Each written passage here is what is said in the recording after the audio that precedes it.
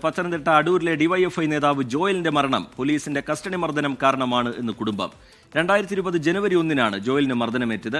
5 മാസം പൂർത്തിയാകും മുന്നേ അവശതകളെ തുടർന്ന് ജോയൽ മരിച്ചു എന്നാണ് കുടുംബം പറയുന്നത്. മർദ്ദനം തടയാൻ ശ്രമിച്ച ബന്ധുവിനെയും പോലീസ് ക്രൂരമായി മർദ്ദിച്ചു.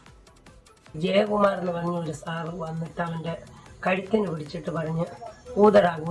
അന്നേരം അവൻ പറഞ്ഞു, ഞാൻ എന്തിനാ സാറ് ഊതുന്നേ എന്ന് ചോദിച്ചിട്ട് അവനൊരു പാട്ടിക്കാരനാന്ന് പറഞ്ഞ് അവന്റെ കഴുത്തെ അരിവാളും ചുറ്റി നക്ഷത്രത്തിന്റെ മാലയുണ്ട്, ഇതെടുത്ത് കാണിച്ചു. നിന്റെ ചുട്ടിയോ എന്നും ചോദിച്ച് ഈ സിയെ അവന്റെ നാവിക്ക് ഒരു പിടിച്ചപ്പോൾ എൻ്റെ കുഞ്ഞ് വളഞ്ഞു കഴിഞ്ഞപ്പോൾ ഇയാൾ മുട്ട് വെച്ച് 2 ഇടി. അപ്പം ഞാൻ അതിൻ്റെ ഇടയ്ക്കുണ്ട്. 3-ാമത്തെ ഇടിക്ക് എൻ്റെ ഇവിടെ കൊണ്ട് ഞാൻ കാലൂഴി മൂത്രം ഒഴിച്ചു. എനിക്ക് എന്തുവാണെന്നറിയാൻ വയ്യാത്ത രീതിയിൽ ഞാൻ വേദന കൊണ്ട് പൊളഞ്ഞു. അപ്പോഴത്തേന് അവിടുന്ന് ഇവിടുന്നും കൂടെ 4-5 police, Shiju P Sam, Sreekumar, ഇവർ വന്നിട്ട് ഇങ്ങനെ പിടിച്ച് അമ്മക്ക് കൊണ്ട് കുനിച്ച് അവൻ്റെ ഇടിച്ചിടി ഒരു മനുഷ്യൻ കണ്ടു നിൽക്കത്തില്ല. സിയെ വന്നു കഴിഞ്ഞപ്പം മോനാമിൻ്റെ എണ്ണിച്ചു വന്നു. ആ സിയെ വന്നല്ല അറിയുന്നതായതുകൊണ്ട് ഇന്നിച്ച് ഇങ്ങോട്ട് വരിക. സിയെ ഇവൻ്റെ ഇവിടെ ഇങ്ങനെ കുത്തിപ്പിടിച്ച് അപ്പോൾ ഇവൻ കൂങ്ങി. അത് മദ്യവെച്ചിട്ടുണ്ടെന്ന് പറഞ്ഞുകൊണ്ട് ഊതളാന്ന് പറഞ്ഞു. ഊതളാന്ന് പറഞ്ഞപ്പോൾ പറഞ്ഞു, ഞാൻ ഊതൻ്റെ കാര്യമില്ല, ഞാൻ മദ്യവെച്ചിട്ടില്ല. അങ്ങനെ ഈ സിജു പി ശാമുവേൽ ഈ മോനെ പെടലിക്ക് പിടിച്ച് കുലിക്കുകയും പിന്നെ ചറ പറയാൻ എൻ്റെ കുഞ്ഞിനെ ഇടി തന്നെ കണ്ടു കഴിഞ്ഞാൽ ഞാൻ ഓടിച്ചത് വേറെ എനിക്ക് ഇടിക്കില്ലെന്ന് പറഞ്ഞപ്പോൾ ഈ റൈറ്റർ എന്നെ ഇവിടെ കോളറിനെ അവിടെ പിടിച്ച് എന്നെ വെളി തള്ളി. ആ വിഷ്വൽ പരിശോധിക്കുമ്പോൾ അറിയാം, ഞങ്ങൾ ഒരു കള്ളവും നമ്മൾ പറയുന്നില്ല. ആ വിഷ്വൽ പരിശോധിക്കുമ്പോൾ അറിയാം ആരൊക്കെയാണ് ഇത് ചെയ്തതെന്നുള്ളത്. AV ജയശങ്കർ വിവരങ്ങളുമായി പത്തനംതിട്ടയിൽ നിന്ന് ചേരുന്നുണ്ട്. ജയശങ്കർ, ഗുരുതര ആരോപണമാണ്. ഈ ജോയലിനെ പോലീസ് കസ്റ്റഡിയിലെടുക്കുന്നത് എന്തിനാണ്? പിന്നീട് അവിടെ സംഭവിച്ചത് എന്താണ്? കുടുംബം വിശദീകരിക്കുന്നത് എങ്ങനെ? ഇതിലൊരു പരാതിയുമായി അവർ മുന്നോട്ട് പോയിരുന്നോ ജയശങ്കർ?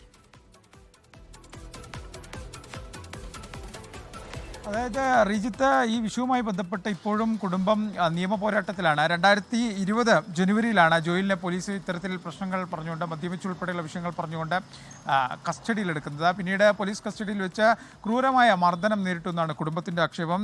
ഈ മർദ്ദനത്തിൽ വലിയ ഗുരുതര ആരോഗ്യ പ്രശ്നങ്ങൾ ജോയലിനുണ്ടായി. 5 മാസത്തോളം ചികിത്സയിൽ തുടർന്നു.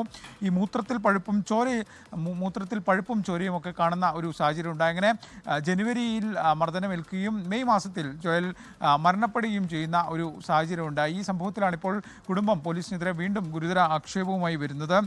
ഒപ്പം തന്നെ അന്ന് ഈ മർദ്ദനം നടക്കുന്ന സമയത്ത് ഇവിടെ ഉണ്ടായിരുന്ന പിതൃ സഹോദരിയും പോലീസ് രൂക്ഷമായ രീതിയിൽ മർദ്ദിച്ചു എന്നൊരു ആക്ഷേപവും കുടുംബം എന്തായാലും മുന്നോട്ട് വയ്ക്കുന്നുണ്ട്. ഈ സംഭവവുമായി ബന്ധപ്പെട്ട് ഇത്രയും വർഷങ്ങൾ 5 വർഷത്തോളമായി കുടുംബം അതിൻ്റെ നിയമ പോരാട്ടങ്ങളിലുണ്ട്. ഈ വിഷയവുമായി ചൂണ്ടിക്കാണിച്ചുകൊണ്ട് കുടുംബം കോടതിയിൽ ഉൾപ്പെടെ പെറ്റീഷൻ നൽകുകയും അതുമായി ബന്ധപ്പെട്ട കാര്യങ്ങളൊക്കെ മുന്നോട്ട് പോകുന്നുണ്ട്. പക്ഷേ അന്ന് ഇതിനൊക്കെ നേതൃത്വം നൽകിയ SHO നിലവിൽ സർവീസിലില്ല, അദ്ദേഹം വിരമിച്ചു.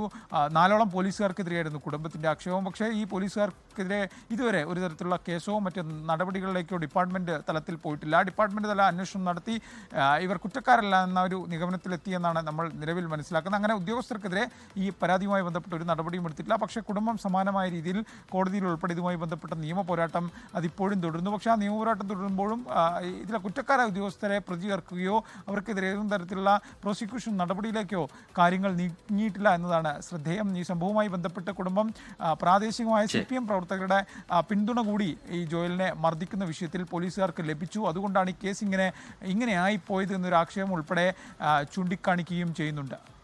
ലോകത്തെവിടെയായാലും ഏത് സമയത്തും 24 വാർത്തകളും ഓഗ്മെന്റഡ് റിയാലിറ്റി പാക്കേജുകളും എക്സ്പ്ലെയിനറുകളും വിശദമായി കാണാൻ ഞങ്ങളുടെ YouTube ചാനൽ നിങ്ങൾക്ക് സബ്സ്ക്രൈബ് ചെയ്യാം.